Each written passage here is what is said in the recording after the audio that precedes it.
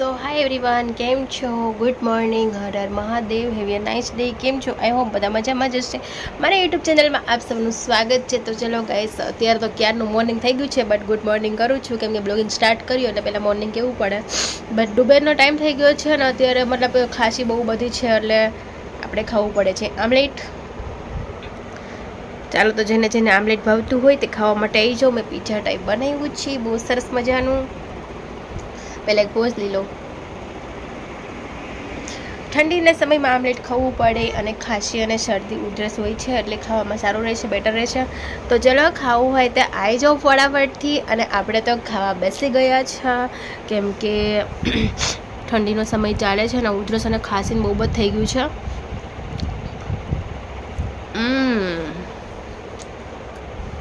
But મને મસાલાવાળું નહીં ભાવતું એટલે નોર્મલ ખાઉં છું. ભાભીએ મારા માટે નોર્મલ બનાવ્યું છે, ઓનલી ઓઇલ અને ઓનલી આમલેટ, બસ બીજું કશું નહીં નાખવાનું એમાં કેમ કે એવું ભાવે છે અને ખાંસી બહુ છે એટલે આમ મારા માટે બેટર રહેશે. જેને નાસ્તો કરવો હોય આવી જાઉં. મસ્ત મસ્ત આમલેટ. વૈસે તો હું ક્યારેય નથી ખાતી બટ ઠંડીમાં ખાવું જોઈએ, મારા ખ્યાલથી સારી વસ્તુ છે અને એકચ્યુઅલી ઠંડી છે એટલે તમે ખાઈ શકો છો. આપણે ભાવે છે, આપણે ખાઈએ છીએ. તમને નહીં ભાવતું હોય શાયદ તો તમે નહીં ખાતા હોય. ચલો ખાવું હોય તો આવી જાઓ. ચલો તો આપણે તો આરામથી ખાઈ નાખ્યા.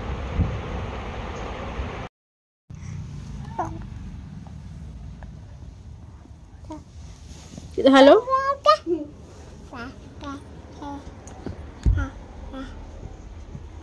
ગાઈસ, તો કાળું ઉતારે છે પતંગ અને મારે વીટવવાની છે. કેમ બાકાપ નાખીને પણ રાખજે, હમણાં મારે ચડાવવાની છે, રીલ બનાવવાની છે. લંગર મારે પતંગ એક કપાવા આવે એટલે લંગર મતલબ આપણે દોરામાં એને દોરો ફેંક્યા એટલે નીચે હોય ને, નીચે હોય એટલી થોડી રહીને પછી રેવા દે. રીલ બનાવી નાખું ને પછી કોઈ ટેન્શન નહીં. આ બુગાડી ખાજો તો ખરેખર. હા આ તો ને પેલું થઈ ગયું અમારા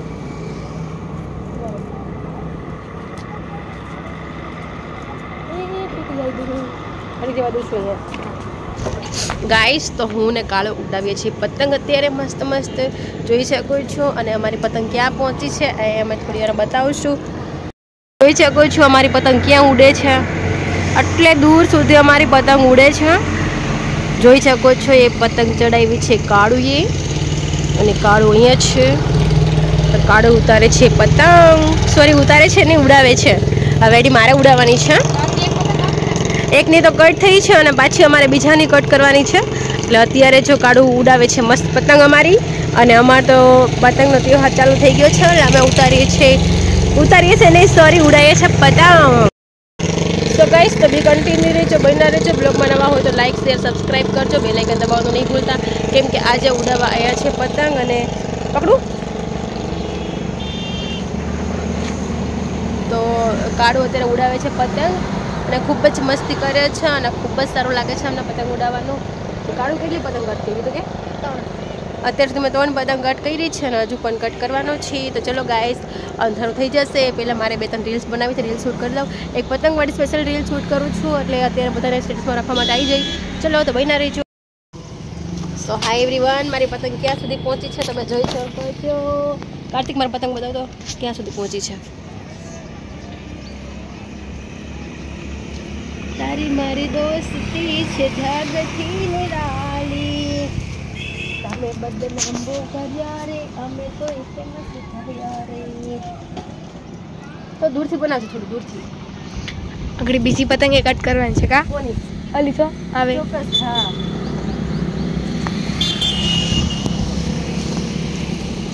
આ સાઈડ તો બીજા કોઈ છે નહીં ને કા? આ બધું આગળ હતો એ હોય ગયો. શું આગળ એક હતો એ કાપ નાખ્યા આપણે. અચ્છા,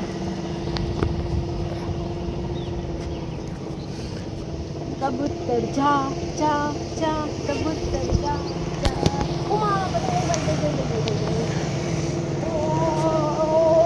એક કઈ કરો મેમ ખાલી આમ પકડી રાખ અત્યારે થઈ જાય. એવું છે? હાલ્યા પેલા નો કે ભાઈ ખાલે ધીરી એમને રેવા દે રીલ બનાવ પતંગ વાળી એટલે પકડાને. હેલો ફ્રેન્ડ, જય માતાજી, હર હર મહાદેવ. હું છું રિયા વાટર એક્ટ્રેસ અને હા, હું આવી રહી છું સાસણગીર દે ભગવતી રિસોર્ટમાં 31 ડિસેમ્બરની પાર્ટી એન્જોય કરાવવા માટે. તો તમે બધા પણ રાસીને જુઓ છો, આવો છો ને મારી સાથે. અને હા, રિસોર્ટ નંબર છે 7537599292. તો ગાઈસ આવવાનું ભૂલશો નહીં. અને હા ગાઈસ, એક વાત તો ખરા જ, ગાલા ડિનર માત્ર 1399માં કપલ માટે સ્પેશિયલ. અને હા, રિટર્ન ગિફ્ટ તો ખરા જ. તો હવે રાહ કોની જુઓ છો? દે ભગવતી રિસોર્ટ સાસણગીર. તો ચલો બધા પાર્ટી માટે રેડી થઈ જાઓ, હું આવી રહી છું આપ સૌને એન્જોય કરાવવા માટે. જય માતાજી, હર હર મહાદેવ. હા મૂકી દો ને. એમને શું કામ છે? રોટલા કેમ કરે? રોટલા રોટલા રોટલા બનાવાય. રોટલા બનાવો, રોટલા બનાવો. આરો તમે આવી આરો રોટલા કેમ કરે? રોટલા સો હાય એવરીવન, કેમ છો? આઈ હોપ બધા મજામાં જ હશે. તો મારી યુટ્યુબ ચેનલમાં આપ સૌનું સ્વાગત છે. તો ચલો અત્યારમાં તો આપણે અત્યારમાં એટલે મોર્નિંગ તો ક્યારનું થઈ ગયું છે અને અત્યારે બપોરનો ટાઈમ છે. તો ચલો એવું લાગ્યું થોડો બ્લોગિંગ શૂટ કરું. તો ગાઈસ, મારે હમણાં ઇવેન્ટમાં જવાનું છે 31 ડિસેમ્બરમાં જવાનું છે ને કન્ફ્યુઝ છું ક્યાં કપડાં ચોઈસ કરું. તો કન્ફ્યુઝન દૂર કરવા માટે ખબર નહીં શું કરું. તો ગાઈસ, અત્યારે તો બસ આવી અને ઉપર થોડો આરામ કરું છું. અને ગાઈસ, હમણાં તો એકદમ તબિયત પણ બહુ વીક રહે છે.